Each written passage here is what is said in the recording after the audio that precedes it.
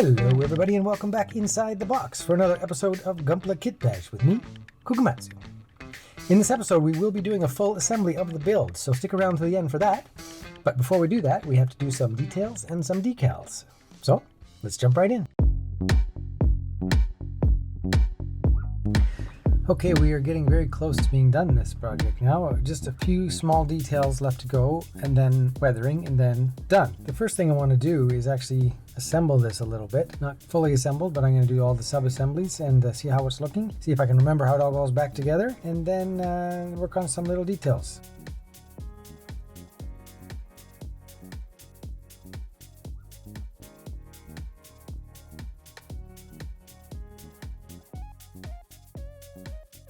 Okay, the first thing I want to do is deal with the few pistons that are in the kit. These ones here are from the ankle, which is from the originally from the Infinite Justice leg, and then these are from the Barbatos arm that I've used for the torso. I'm going to paint the piston casings with this custom blue. So this is going to be pretty simple. I'm just going to do this as a hand-painted thing.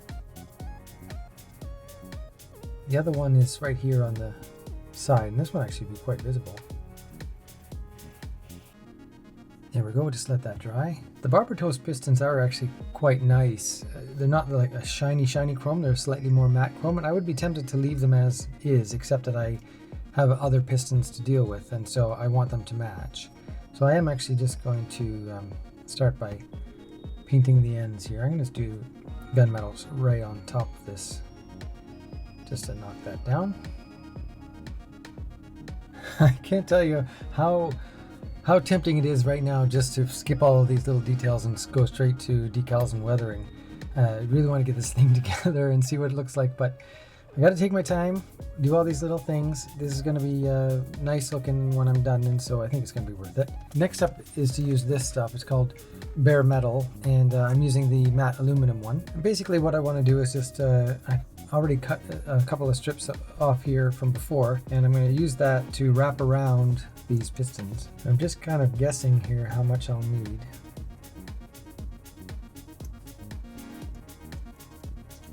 It's very thin stuff, has a self-adhesive backing, a little bit fiddly. Once you get it going, it's not too bad.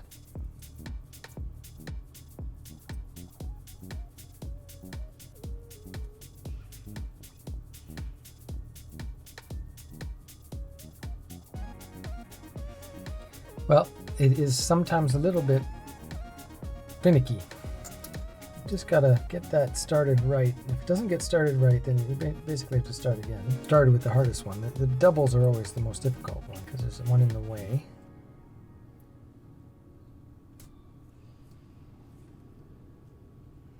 Okay, it's not perfect, but I think it is going to do the job. Just trim off the end there. You do want it to be as tight to the surface as you can get it. So I'll use a toothpick to burnish it down. It's one of those things that sometimes goes really well, super easy, and other times you're just doing a whole bunch of them. But I think I've got a fairly decent result there. Not my best day, but probably not my worst either. So here's one of the problems here is that quite often the fit is too tight. No, it's gonna go. If it is too tight, instead of just ramming it in there, it's best just to clear it out a little bit with a drill bit so that it's slightly bigger. But that one actually is fairly loose in there.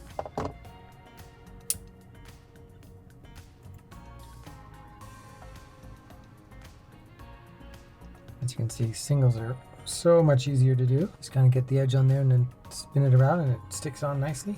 It's basically going to go in there like that. And then that I'll glue on there. That looks pretty cool.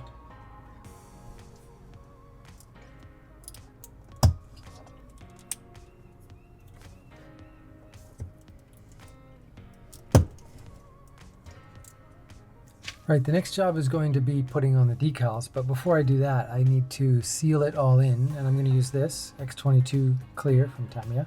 It's kind of a glossy clear coat, and that'll make it easy to put the decals on. I will do a flat coat after the decals, because I prefer a more of a matte finish, but I'll start with this. So it will make it shinier than I like, but that's just temporary. And the idea here is just to seal in all the paint so that when I do the decals, if I use any decal fluid or even just the water, I'm not going to damage the paint at all. Well, it's spraying clear lacquer over top of a model is probably some of the most boring possible videos, so I don't imagine much of that will end up in the final cut. But rest assured, I did do a very thorough job, and I gave it 2 coats and made sure I got into all the nooks and crannies as much as I possibly could. I can't even see it while I'm spraying it, so it's just one of those things you got to trust that you're getting it all over the surface and be very thorough. Couple of notes: I do thin the clear lacquer in the same way I do the regular paint, so it's nothing different there. I also did spray the clear green parts. It takes away some of the vibrancy of it, but it also makes it, I think, look a little bit more realistic and less plasticky.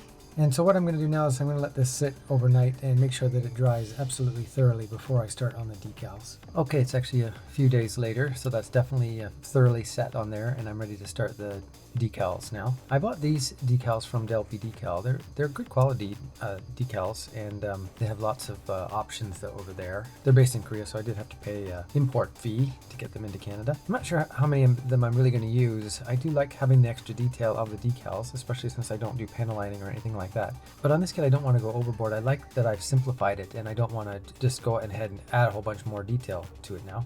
But I'm going to follow the instructions sort of roughly and see how it looks, and then decide how many I want to put on as I go. If you've never done decals before, it's pretty simple, especially on a Gundam kit where most of the surfaces are flat or kind of flat, and the decals are so small.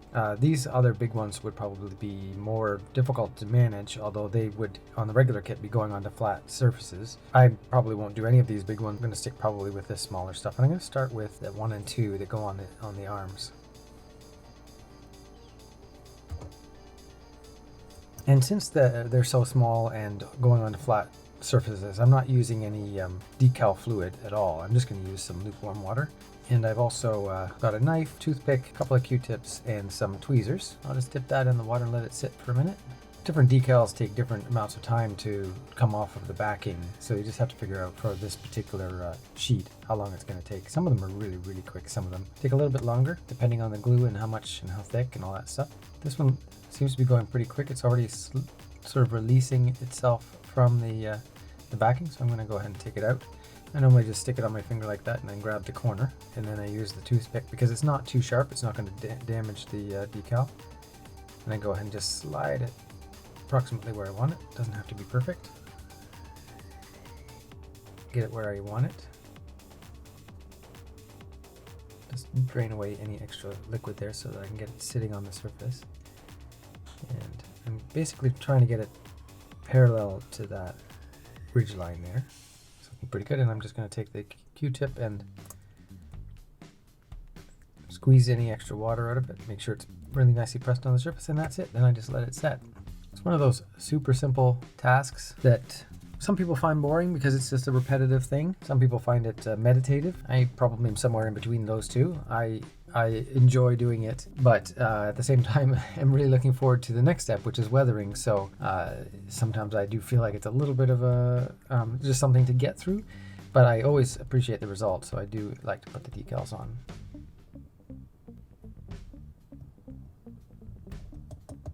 The rest of it is basically exactly like that. Just repeat until it's done. So I'll go ahead and do that now. There we go. I did a few all over. Nothing too crazy. I think it's looking pretty cool. Looking forward to seeing it all together. Okay, it's back to the airbrush again for the final clear coat. This is Flat Clear XF86 and give us a nice matte finish on the panels.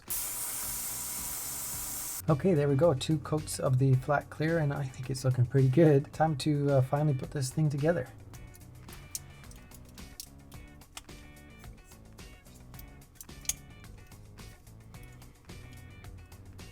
I mean, how cool is that?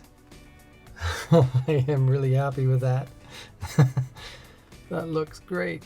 Really, really happy with how that turned out. Still one more step to do the weathering, but man, look at that. I really love it. And that brings us to the end of this week's episode. In the next episode, weathering. So, if you enjoyed the video, I'd appreciate it if you give me a like down below. Check out the playlist for previous videos. Subscribe if you want to follow along, and we'll see you in the next one. Bye-bye.